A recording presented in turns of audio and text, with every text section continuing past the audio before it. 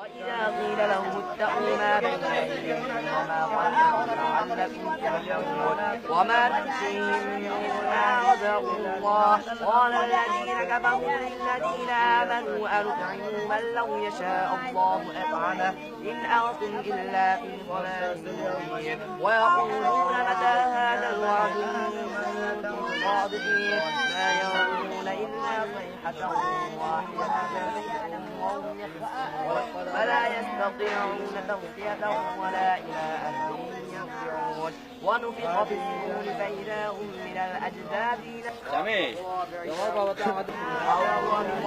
قال الذين كفروا للذين آمنوا أنطعم একদিন সবাইকে যেতে হবে। ওঠো ওরাও আমরা এটা দাফন চেষ্টা করি। ওঠো স্বামী।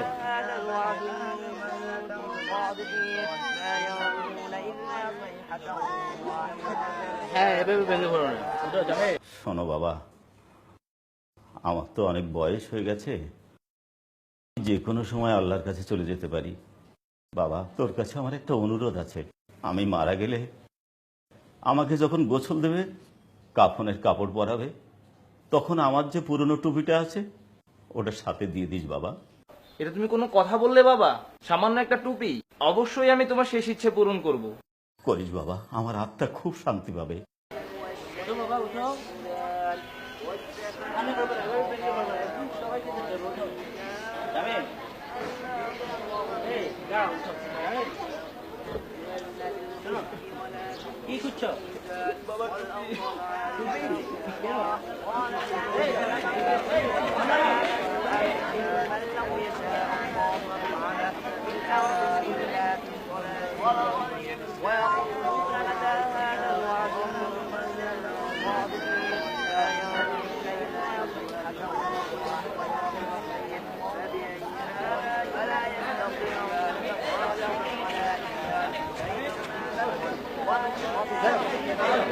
কি করতেছো তুমি?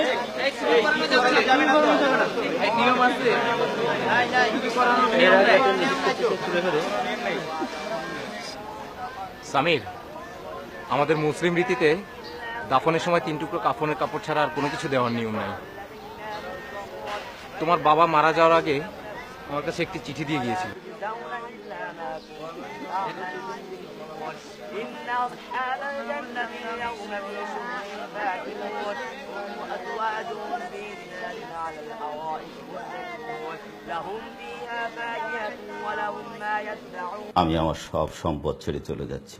আমি জানি তুমি এখন আমার শেষ ইচ্ছা পূরণ করতে চেষ্টা করছো, কিন্তু শত চেষ্টা করেও তুমি আমাকে একটা পুরনো টুপি দিতে পারবে না। এটাই নিয়ম। একদিন তোমাকেও দুনিয়ার সব সম্পদ, আত্মীয়, বন্ধু বান্ধব সবাইকে ছেড়ে আসতে হবে। সেদিন তুমিও শুধু তোমার সৎকর্ম আর সৃষ্টিকর্তার হুকুম যা তুমি পালন করবে সেগুলো নিয়ে আসতে পারবে। এছাড়া একটা সুতো আনতে পারবে না। সৃষ্টিকর্তাকে অনুসরণ করো।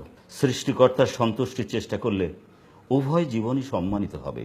সৎকর্ম করো, সুদ ঘুষ খেও না, কালোবাজারি, অন্যায়, দুর্নীতি করো না, অসৎ পথে চলো না।